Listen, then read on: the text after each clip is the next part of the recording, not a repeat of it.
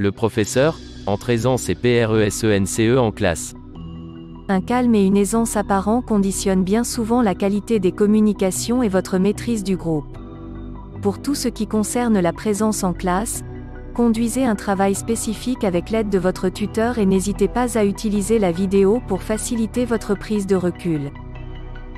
Corps et voix, la présence physique est conditionnée par la respiration, avec deux dimensions, l'une liée à la quantité d'air disponible pour la phonation, l'autre à l'oxygénation du sang, donc du cerveau et des muscles du corps, par la posture, placement du corps, déplacement, et par la perception des élèves et de l'environnement, vision, audition.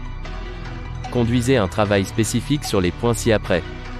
Si vous sentez que vous avez besoin d'un accompagnement, la mission de coordination pédagogique vous proposera un module spécifique de formation. Vous pouvez aussi vous inscrire à un atelier théâtre, chant.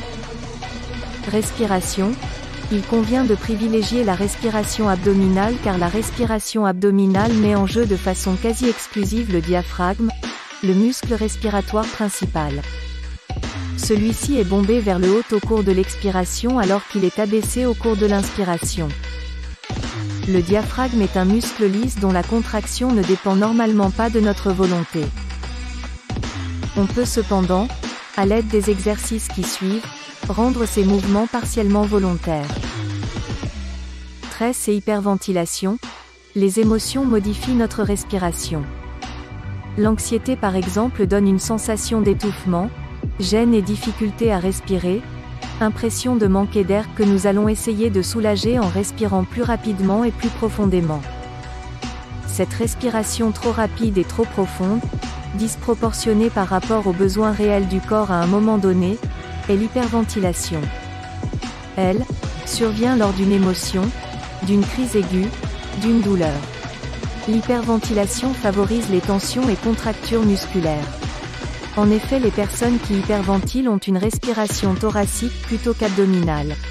Les muscles thoraciques travaillent alors beaucoup, ce qui entraîne une tension musculaire au niveau du thorax augmentant la sensation de mal respirer ou d'étouffer. Les contractures s'étendent au cou, à la nuque, aux épaules et au dos.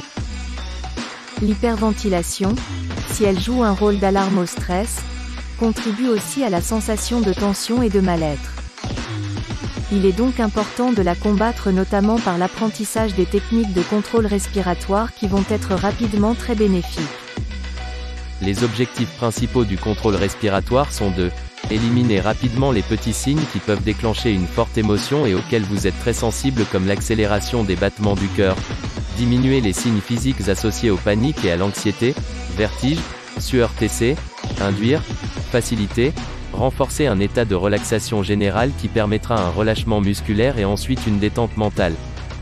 Dans tous les exercices de base de contrôle respiratoire, il est nécessaire de prendre conscience de sa respiration et d'obtenir une respiration régulière, en évitant les accélérations entre les cycles et en maintenant des temps inspiratoires et expiratoires semblables à chaque cycle. Abdominal, c'est ce que l'on appelle respirer par le ventre. On fait participer la partie abdominale au mouvement respiratoire et pas seulement la partie thoracique. Superficielle, on évite de respirer trop profondément en vidant littéralement ses poumons, on privilégie la lenteur.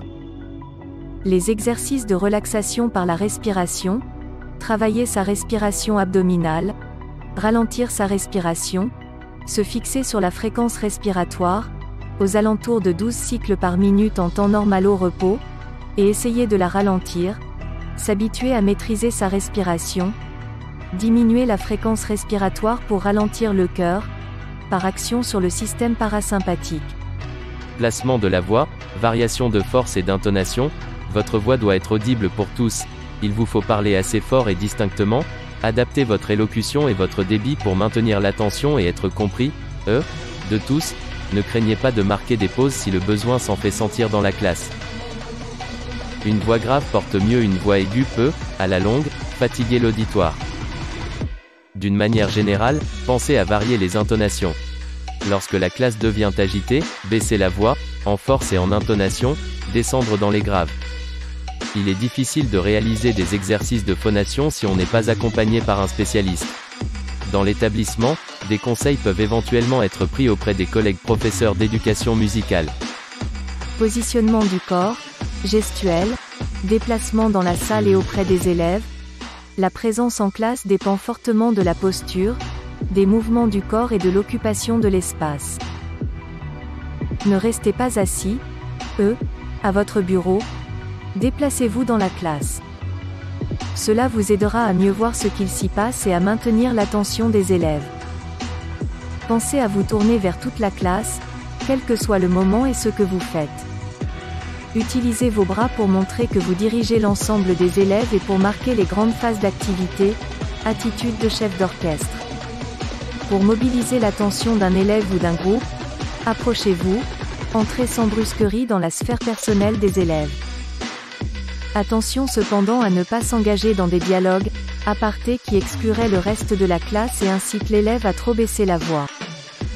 Vision de tous les élèves d'une classe, il est très important de savoir regarder la classe, d'en observer et d'en interpréter les divers mouvements, regards, velléités de parole, aparté, etc., pour pouvoir associer les élèves aux activités proposées et adapter sa préparation.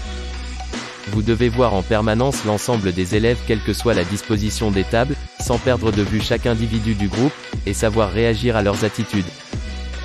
Il est fréquent qu'un orateur ait tendance à se tourner d'un seul côté de la salle, vers les fenêtres ou vers le mur. Cela conduit souvent à démobiliser ceux qui ne sont pas dans l'axe de son regard. Pensez régulièrement à balayer tout l'espace qui est devant vous, et attardez-vous sur vos zones d'ombre. C'est également l'occasion d'observer le non-verbal, et toute la mimogestualité qui en disent parfois plus que le discours, notamment dans l'expression du malaise. Source, Académie de Rennes et de Polynésie, DVD tenues de classe, site internet, https://www.itereva.org/non-batit/tenue-de-classe.pdf